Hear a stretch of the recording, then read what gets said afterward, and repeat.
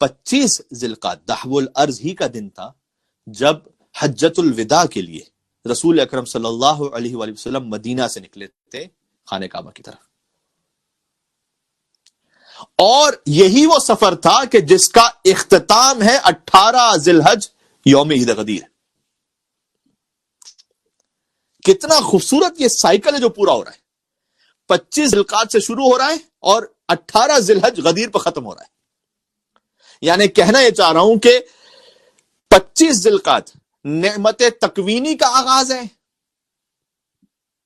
تکوین یعنی کائنات کی نعمت زمین. اور 18 ذی الحج نعمت تشریعی پر اختتام ہے, شریعت کی نعمت. تکوین کی نعمت سے آغاز ہے, تشریع کی نعمت پر اختتام ہے.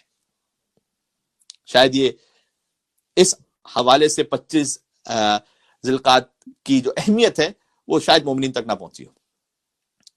یعنی توراب سے آغاز ہے, ابو توراب پر اختتام ہے. کیا کچھ عرض کروں. یہ وہ نعمت ہے کہ جو زمین اللہ نے ہمیں دی ہے. جب زمین ہے تو سب کچھ ہے. زمین ہے تو آپ یہاں پر ہیں, زمین ہے تو شیلٹر ہے, زمین ہے تو گھر ہے, زمین ہے تو زراعت ہے, زمین ہے تو مخلوقات ہے. نعمت تکوینی کا آغاز.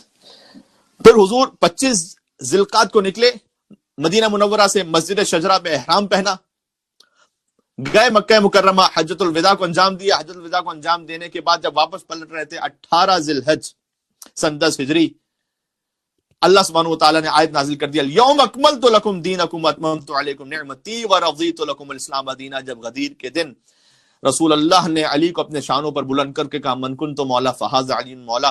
میں تو اپنے چشم تصور میں سوچتا ہی ہوں کہ 1.25 لاکھ کے مجمع میں روز عید غدیر جب اللہ کے رسول نے علی ابن ابی طالب کو اپنے شانوں پر بلند کیا ہوگا تو وہ علی کے جو پہلے ہی اتنا بلند تھا وہ اور کتنا بلند تر ہو گیا ہوگا. اللہ اکبر. اب آپ تو میرے سامنے تو ہے نہیں, لیکن آپ وہیں پر اپنے گھروں میں نعرہ حیدری اور یا علی کہہ لیجئے گا اور درود پڑھ لیجئے گا انشاءاللہ سے. اللہم صلی علی محمد وعلی محمد. تو ولایت علی بن ابی طالب علیہ السلام کا اعلان ہو گیا, من کنت مولا فہذا علی مولا. اور اگلے مہینے جو آ رہی ہے دیکھیں 25 ذوالقعدہ سے ایک سفر شروع ہو رہا ہے گویا ہمارا. تو توحید سے سفر شروع ہے. سبحان اللہ, کتنے پیغامات ہیں. توحید, اللہ کی نعمت کو یاد کرو. 25 ذوالقعدہ سے زمین بچھائی ہے تمہارے لیے, اور اختتام ہو رہا ہے ولایت کی نعمت پر, کہ اس ولایت کی نعمت کو اللہ نے اس سے بھی بڑھ کر کہا ہے. کاش میری بات پہنچ سکے. بھائی زمین کتنی بڑی نعمت ہے. زمین کے بغیر حیات کے تصور ہے. جب زمین کے بغیر حیات کے تصور نہیں ہے, اتنی بڑی نعمت ہے, اس کے باوجود بھی اللہ نے یہ نہیں کہا کہ ہم نے 25 ذوالقعدہ کو نعمتیں تمام کی ہیں.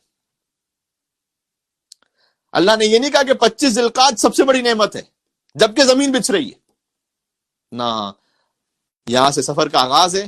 پہنچتے پہنچتے جب غدیر میں پہنچے, علی کی ولایت کو مان لوگے, تب ہے کہ الیوم اکملت لکم دینکم واتممت علیکم نعمتی ورضیت لکم الاسلام دینا. آج کے دن وہ ہے کہ میں نے دین اپنا مکمل کر دیا اور نعمتوں کو تمام کر دیا. ورضیت لکم الاسلام دینا, اس کا ترجمہ مجھ سے یوں بھی سن لیجئے گا کہ آج کے دن میں راضی ہو گیا کہ اسلام کو دین کہا جائے.